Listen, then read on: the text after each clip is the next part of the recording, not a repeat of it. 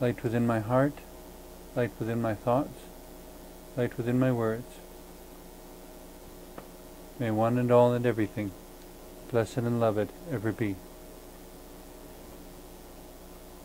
Welcome. I am Sister Who. Today I just wanted to offer a few thoughts and reflections on the contrast, the comparison, I guess, between power and presence. I sometimes hear people talk about having power, or motivational speakers who will talk about claiming your power, or standing in your power, or how to increase your power, or my neo-pagan friends, how to have more power in your spells, or Christian friends, how to put more power in your prayers. And I've never been totally comfortable with those discussions, because it always seems, even in those sorts of presumably safe or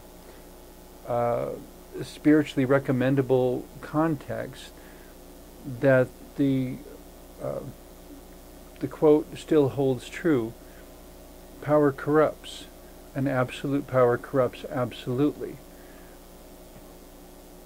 The only exception to that I've ever found is the power of love. And if you have the power of love, I find that it balances and stabilizes all the other powers, so that they don't become corrosive, so that beauty and harmony and everything good comes out of it. If you first start with the power of love, before seeking any other power, because as soon as the power of love is absent, every other power that is in anywhere around becomes abusive and basically runs amok, and does more harm than good. If you have the power of love, then the power of being an administrator, for example, will move you to think of what is best and what is most enjoyable, what is most desired, by all of those under your authority, all those for whom you provide administration, all the people who work for you or with you. If you have the power of love, you can do so as a servant rather than as a tyrant. In the biblical story of the Last Supper, Jesus made the comment to his followers, whoever wants to be greatest must be the servant of all. If we approach spiritual service or spiritual leadership of any kind as being spiritual service, that it's not about the power of the position, but it's about the service and the contribution that the person in that position can provide, it keeps things in balance, it keeps things healthy, it keeps things oriented around love and wisdom.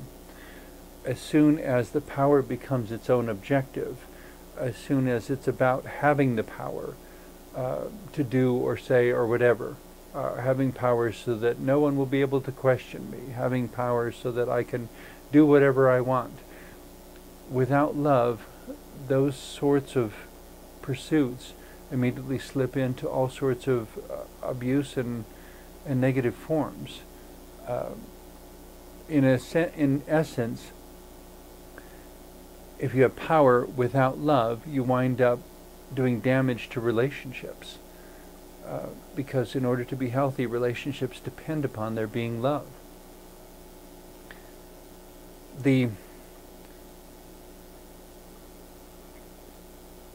To refocus a little bit, though, when we say the other corollary to power that I mentioned was presence. So the question then becomes, if I'm not pursuing power, what does presence mean? And that's where, instead of, quote, pursuing your power or finding your power, I would encourage people to contemplate how they can be fully present. And when I say fully present, I mean looking in the mirror and knowing yourself well enough to know what you can contribute to a situation, and to know that at some points what may be most necessary is simply to contribute your presence to the situation. By having a person in a situation who is setting a better example, a person who is being peaceful and quiet and mutually respectful, a person who is listening instead of dictating to others, a person who is considering and even voicing for the whole group, how does this affect George or Susan, or how does this affect that group of people or those people? And by throwing that question into the conversation, without even saying what the group should do, they may be helpful, if other people respond, to steering the group in a more positive direction, so that what they seek is to be fully present with wisdom and with love. What they wind up doing is having a power of persuasion. But if they seek the power of persuasion without paying attention to the presence that they have there, essentially you wind up a little more than a bully, someone who's trying to find a way to dominate the conversation or control the meeting instead of serving the meeting. If a particular meeting is to decide what is the best answer for an aspect of neighborhood development, or if it's a family trying to decide whether to take a vacation in this way or that way, or whether to plant this or that in the family garden, or how to divide up the household tasks and chores. If it is done in a way that is focusing on love and wisdom and serving the needs of each other and the needs of the family,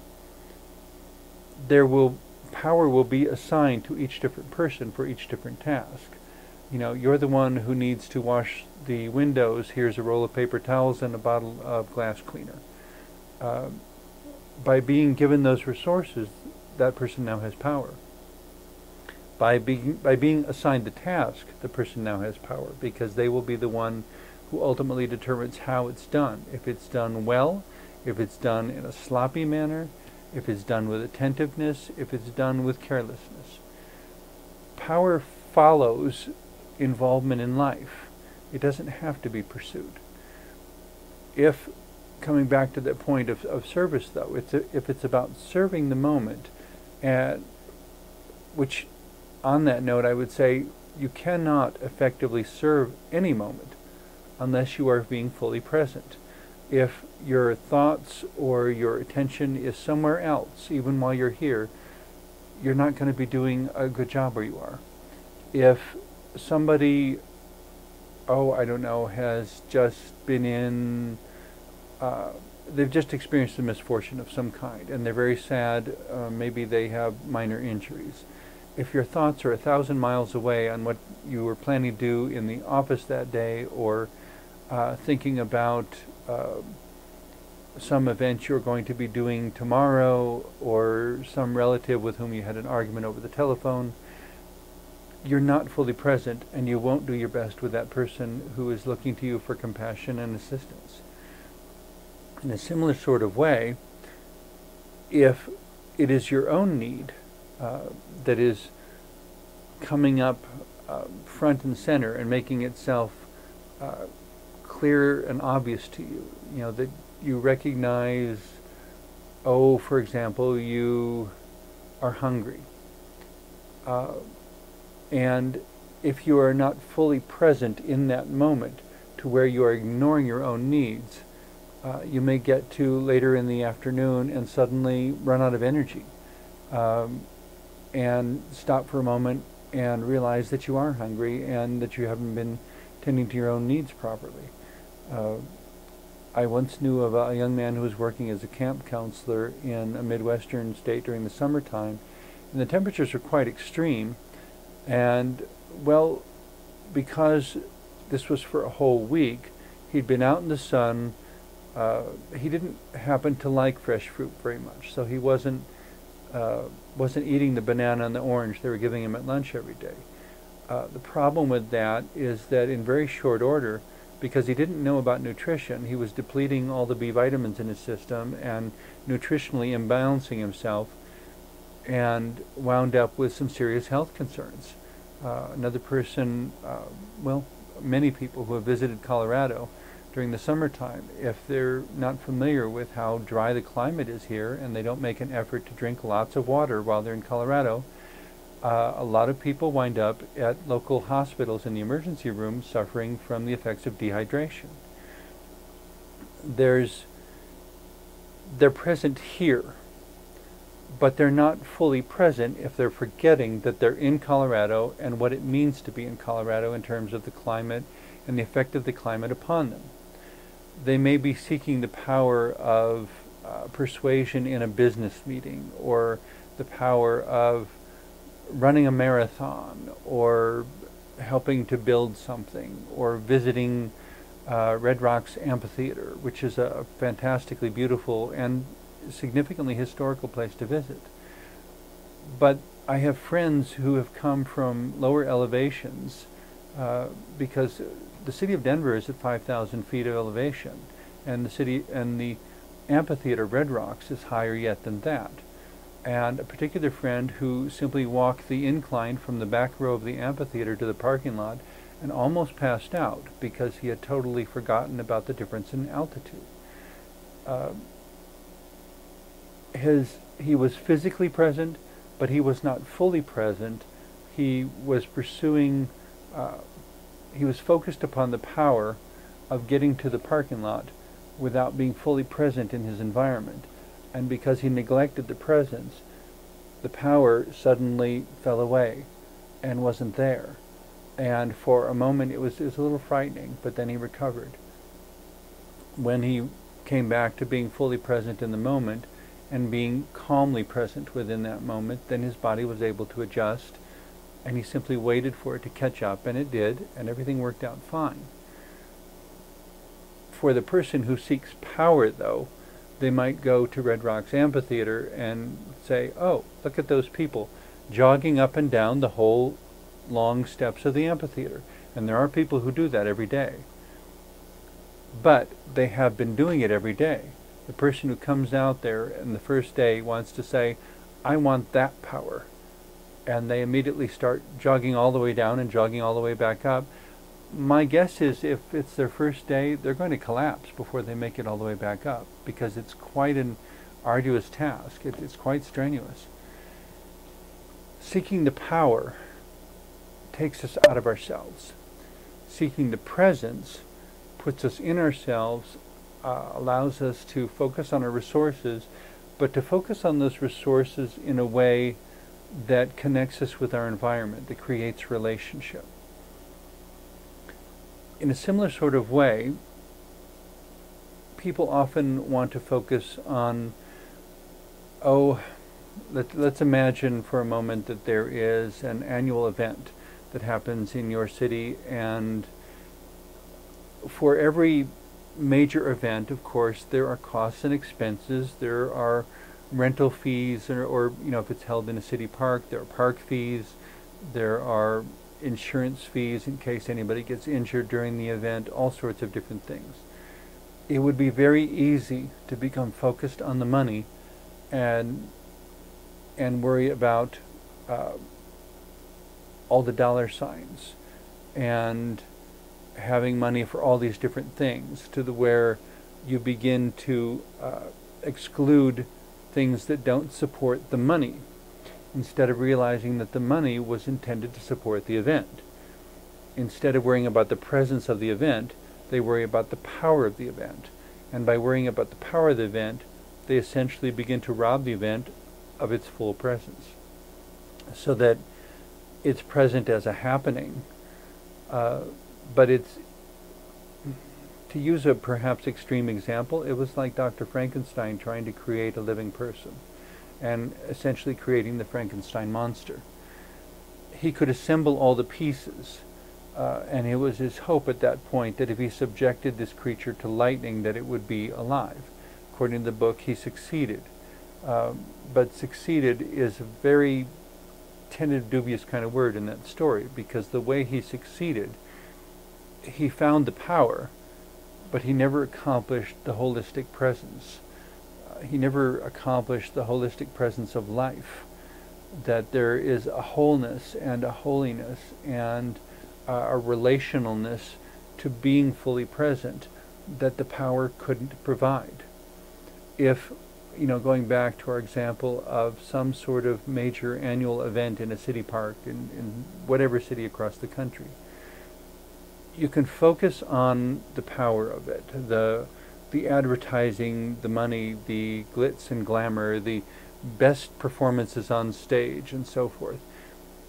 If you neglect the fullness of the presence, the soul of the event, the reason why the event is there, you wind up with an animated cadaver, with a corpse that is being manipulated like a puppet, but doesn't have any substance. You can put nice makeup on it, you can make it pretty, you can make it smile, you can't make it real, because that only comes from being fully present. In the better sense of the word, by being fully present and by giving some people something in which to believe, it generally follows, the power follows the presence rather than preceding it. When I am fully present, I bring with me all the resources and abilities of the strength of my body, everything that I have.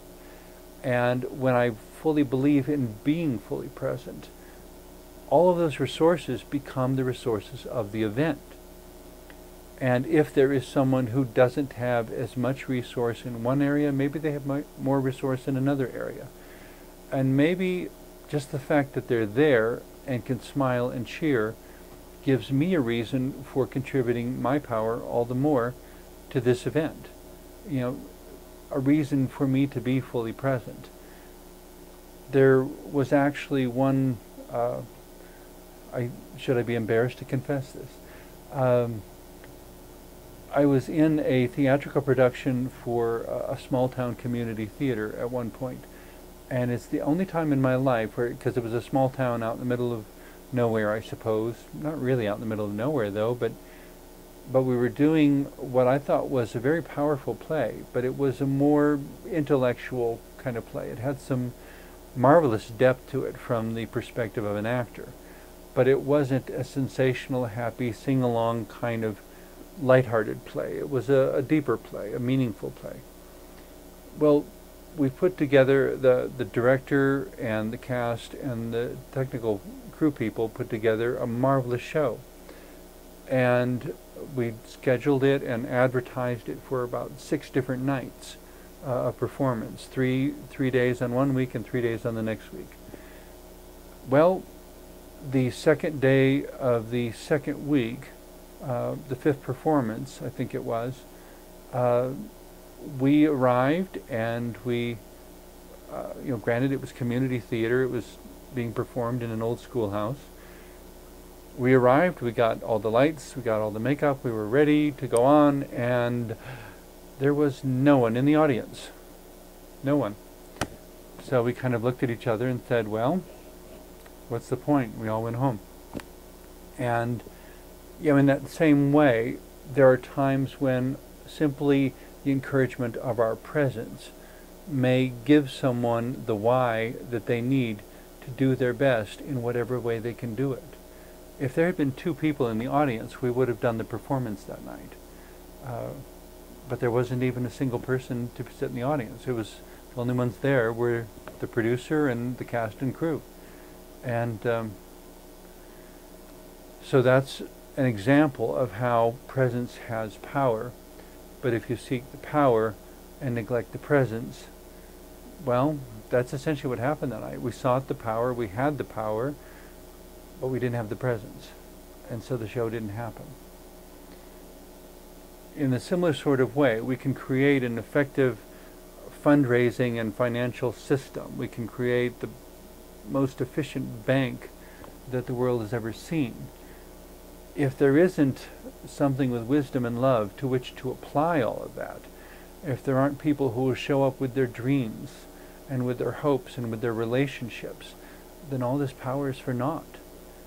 The money can't buy the solutions that only presence can provide. To use perhaps a somewhat obvious historical example, the Titanic, the huge ocean ship, crossing the ocean, and it had been advertised and presented as if it was unsinkable and the epitome, the greatest ship ever built, and so forth. And of course it ran into an iceberg in the middle of the North Atlantic, and there was no one else around.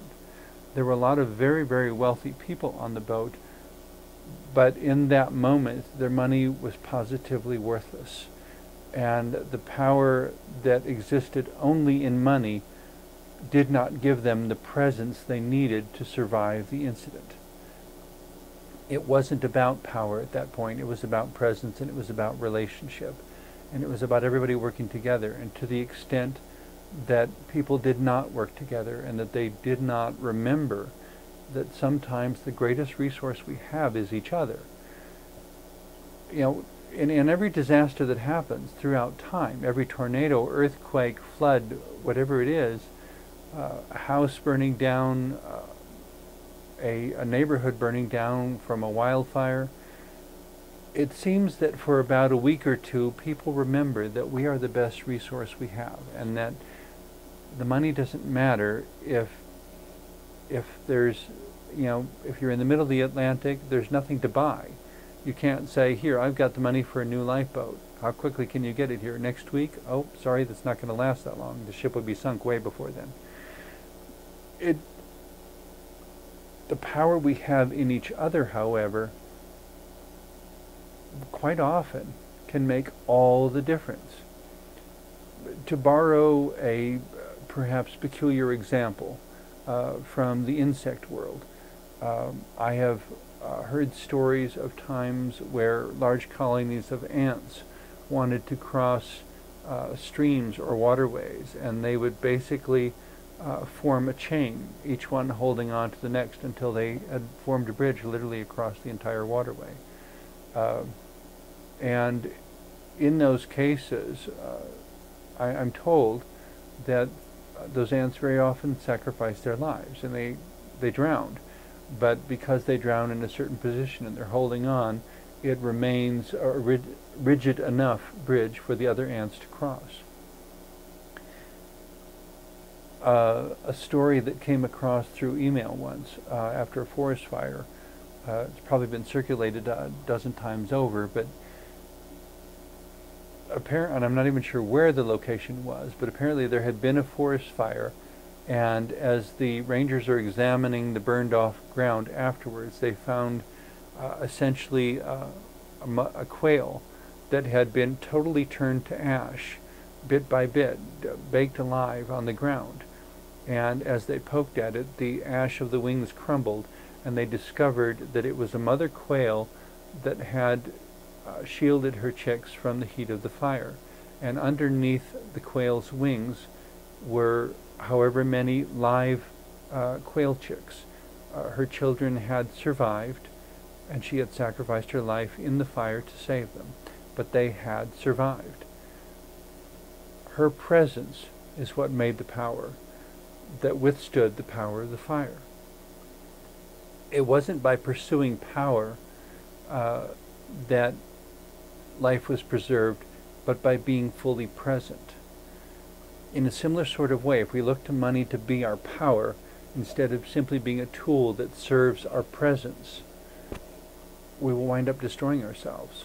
We'll pursue the power of being on the unsinkable ship, supposedly, and human arrogance will be our undoing. All that power couldn't stop the iceberg from sinking the ship.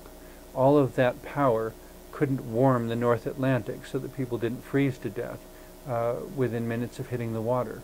It was so cold, and hypothermia took over 1,000 lives that night, if I remember correctly. The added complication for the Titanic was that there are actually many different economic levels on the ship. There were poor people, there were middle-class people, and there were wealthy people. And they forgot each other, and they forgot their relationships, and they forgot how much ingenuity they had to, if they would have worked together and addressed the situation promptly. Could they have saved everyone? I don't know. I don't know that we'll ever know. My strong suspicion, however, is if from the very first moment the problem was detected, it was made known, and everyone put their heads together instead of worrying about who was wealthy and who wasn't. My suspicion is they could have created a sufficiently large raft of some sort that the casualties from the sinking of the Titanic would have been far less than they were. Far less. But in that moment, distinctions of monetary wealth essentially divided the population of the ship in ways that resulted in their demise. Instead of being present together, they reached for power, and there wasn't enough power available. It simply wasn't there. Not the power that they sought. Power that they had, they didn't use, because the power that they had was the power of their presence together. If they had, in wisdom and love, turned to each other and been present together, that would have made all the difference in the way our history books are written. Power and presence. Do we seek power or do we seek presence? When we seek presence, I believe we'll find power. If we seek power, I believe we'll do it at the expense of presence. So I invite you to learn all of the idiosyncrasies and details and hidden treasures of your presence, because the fact that you are alive and watching this show means that you do have power. You don't need to seek it. But there may be many aspects of your presence that the world desperately needs, that the divine would have you share, that are still waiting for a chance.